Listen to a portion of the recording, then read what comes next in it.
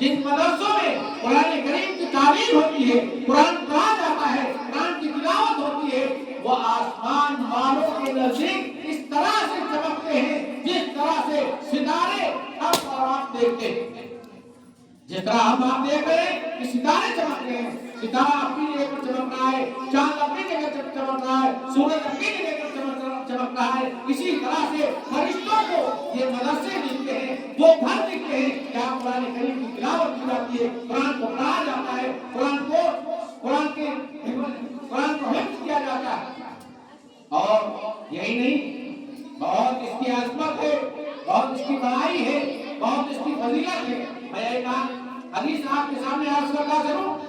اللہ کے نبی صلی اللہ علیہ وسلم سے حضرت انس رضی اللہ تعالیٰ عنہ روایت کرتے ہیں۔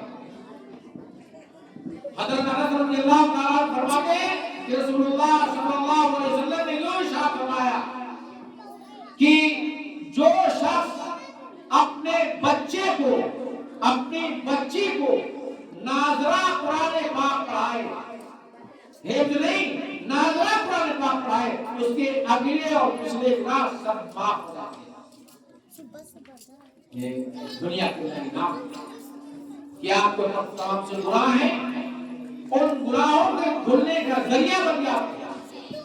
جو شخص چاہے وہ بچہ ہو چاہے وہ بچی ہو، ناظرہ قرآن پاک پڑھانے کی یہ اہمیت ہے، یہ فضیلت ہے کہ اس کے سارے گناہ معاف ہو جاتے ہیں، اگلے بھی اور پچھلے بھی۔ اسی طریقے سے اگر کوئی شخص اپنے بچے کو، اپنی بچی کو ناظرہ سے عمر بڑھ کر کے حفظ کراتا ہے، قرآن پاک کو حفظ کراتا ہے، تو اس کے بارے میں بتایا کہ اس کا مقام یہ ہے کہ قیامت کے دن اس کا چہرہ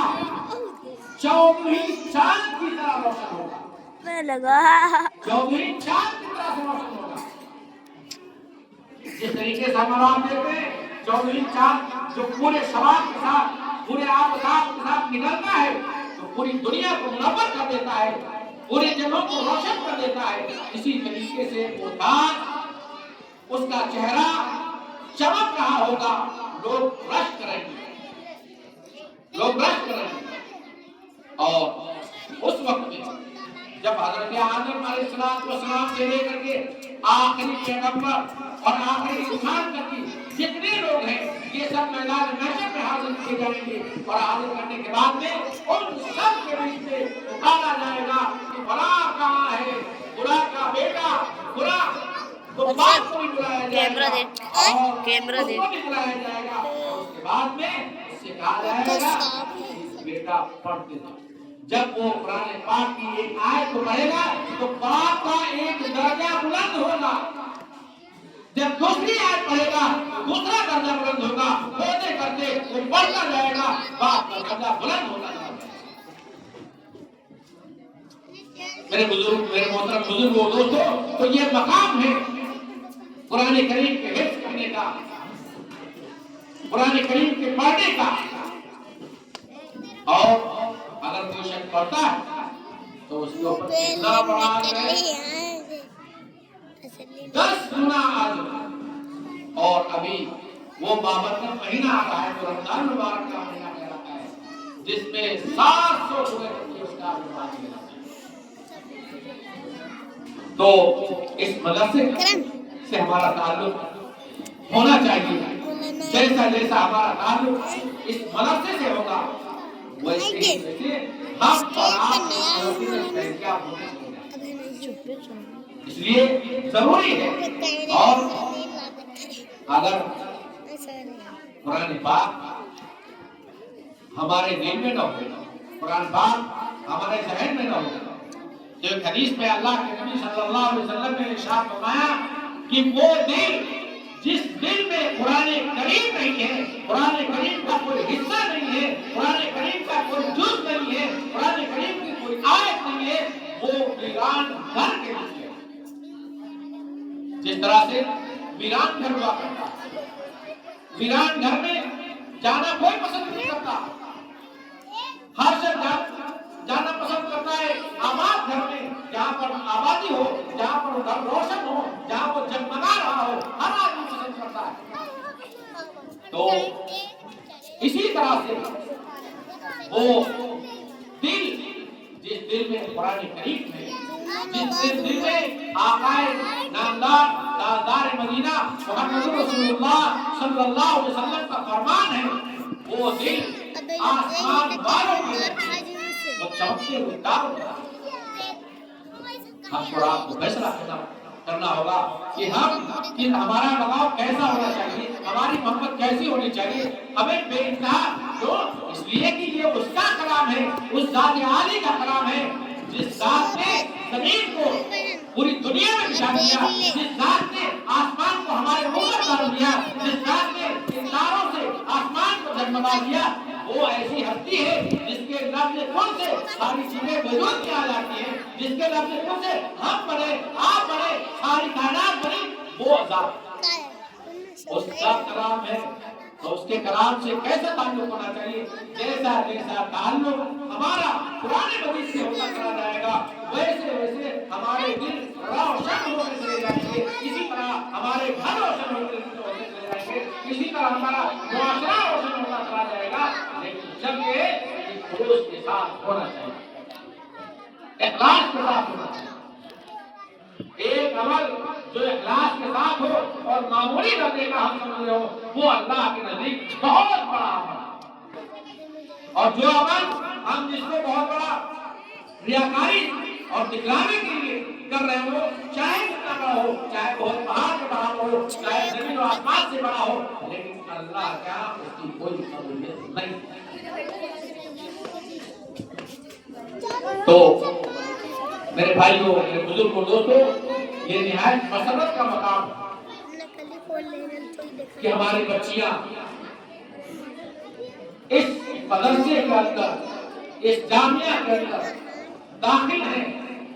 اور وہ اللہ کا کلام اپنے سینوں میں محفوظ کر رہے ہیں، احادیث مبارکہ سے اپنے دلوں کو روشن کر رہے ہیں۔ اس لیے کہ اگر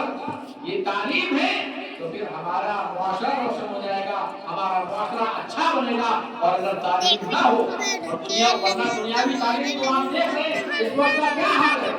اس وقت کا حال یہ ہے کہ جو اپنے آپ کو بہت بڑا انسانیت کا بہتر کہتے ہیں، وہ آپ دیکھیے ان کے ایسے گھناؤنے کارنامے ہمارے سامنے آ رہے ہیں جس کو دنیا خوب پڑھتی ہے۔ یہ اسلامی ہے جو ایک پاکیزہ معاشرہ لیتا ہے،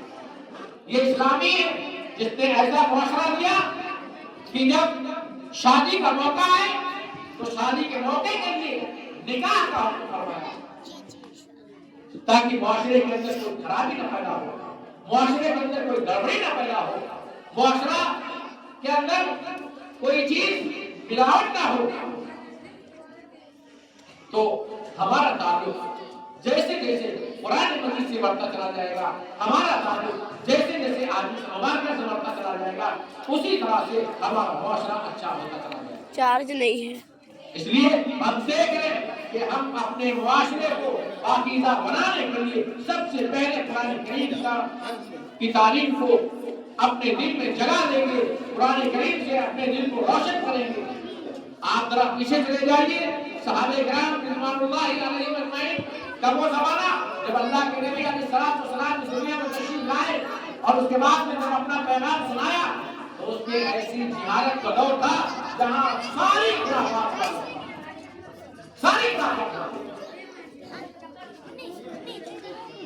ایک صحابی کا واقعہ ہے، یعنی جہالت کے حد تک ایک صحابی کا واقعہ ہے۔ وہ صحابی اللہ کے نبی علیہ السلام خدمت تشریف لائے، ایمان والے بن چکے تھے، اللہ کے نبی صلی اللہ علیہ وسلم سے اپنا قصہ سنایا اور فرمایا کہ اللہ کے نبی کیا ہمارا یہ گناہ معاف ہو سکتا ہے؟ گناہ کیا تھا؟ جہالت کا دور تھا، اس وقت میں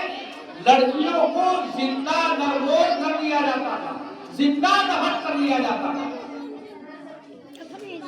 چنانچہ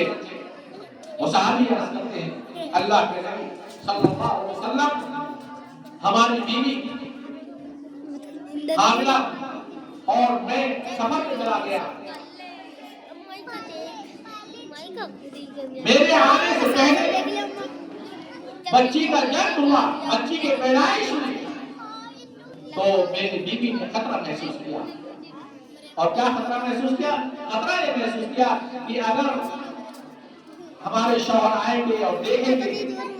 تو پھر اس کو یہ ناپسند ہوگا.